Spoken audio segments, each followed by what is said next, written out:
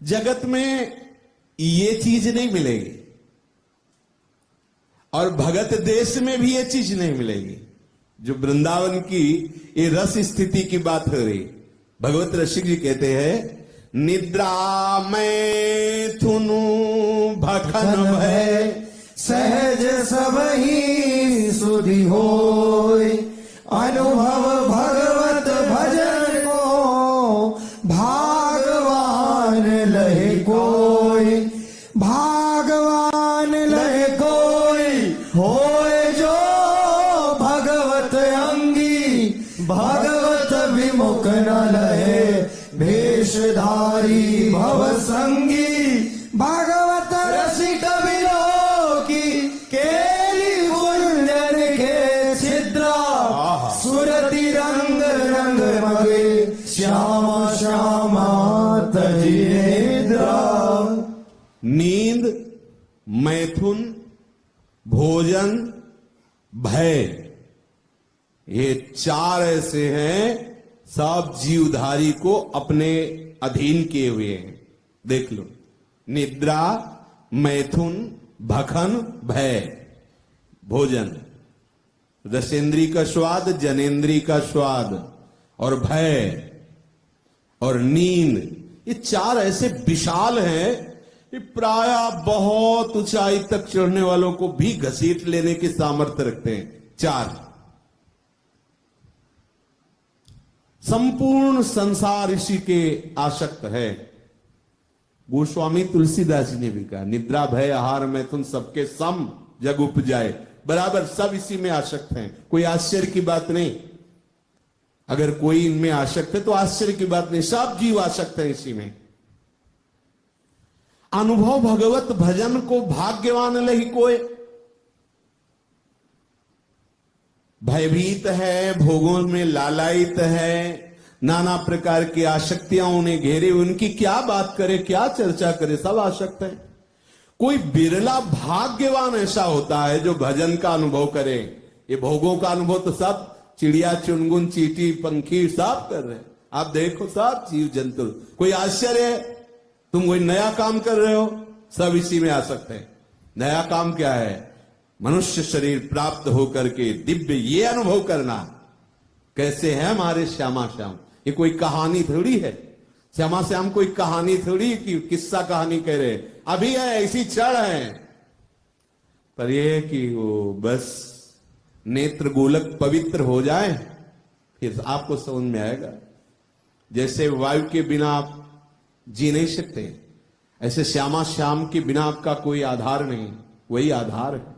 आप उन्हीं में हो, हर समय आप उन्हीं में हो, पर बहिर्मुख होने के कारण मना खष्टान इंद्रियाणि प्रकृति स्थान करसती, आप समझ नहीं पा रहे हो। भगवत रसिक जी कह रहे हैं, सब लोग इन्हीं माया के भोगों में भूल करके अपने जीवन को नष्ट करते। कोई बिरला भाग्यवान है। अनुभव भगवत भजन को भाग्यवान लही कोई भाग्यशाली जो इस भजन का अनुभव करने की ठान ली है, इस भजन में अपने आप को समर्पित कर दिया है। भोगों में तो सारा जगत लगा हुआ है। अगर रसिकों का संग मिले तो भूल करके भी कभी ऐसी याचना मत करना, रुपया पैसा नाना प्रकार की लोकवत सामग्री की। नहीं तो कल्पतरु है, क्योंकि हमारे दोनों प्रीतम करोड़ करोड़ कल्पतरुओं को हे करने वाले श्री चरणारविंद की महिमा से युक्त है। श्री लाडली लाल प्रणत कामदम और चिंतामणि प्रणमताम, और इन्हीं चरणों का चिंतन करने वाले रसिक जन है, तो वो कल्पतरु के समान है।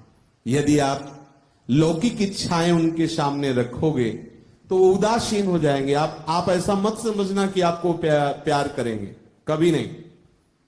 जो भगवत मार्ग के विशुद्ध भगवत अंगी हैं, भगवत संगी हैं, भगवत भजन के रंग में रंगे हुए हैं, वो कभी कोई चाहे जितना जैसा भी हो, शरीर संबंधी हो, कोई भी हो, यदि वो प्रियालाल से अपनापन करने की बात नहीं सोच रहा तो वो कभी तुम्हें करुणा दृष्टि से नहीं देख सकते।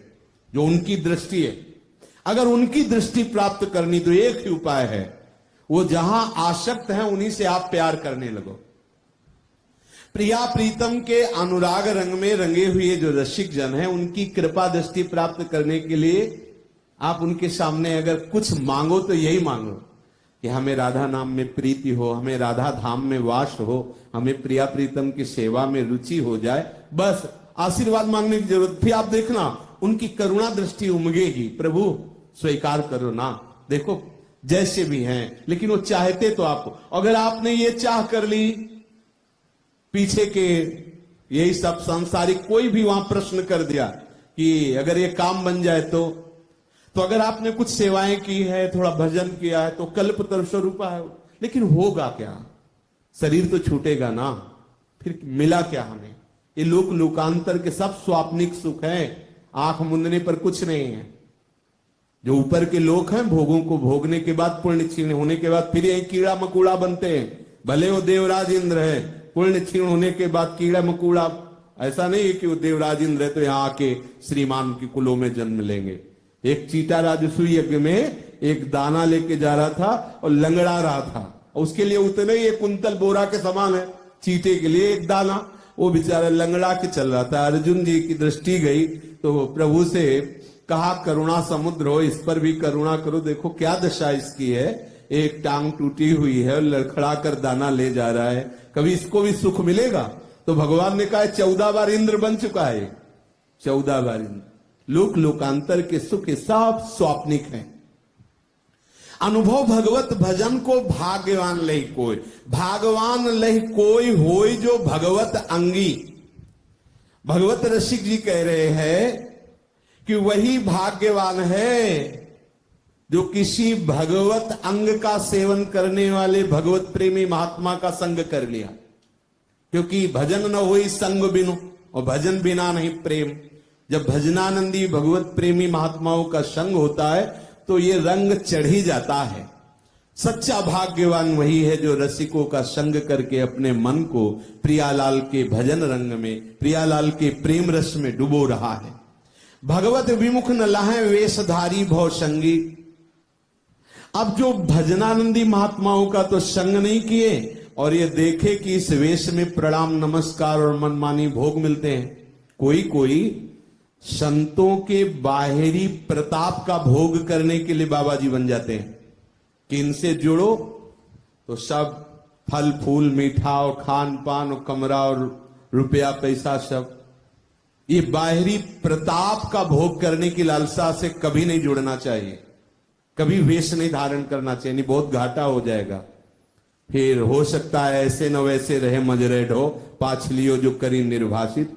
हम संतों की आंतरिक जो वृत्ति है, आंतरिक जो रस है, आंतरिक जो संपत्ति है, उस पर अधिकार प्राप्त करने के लिए उनसे जुड़े।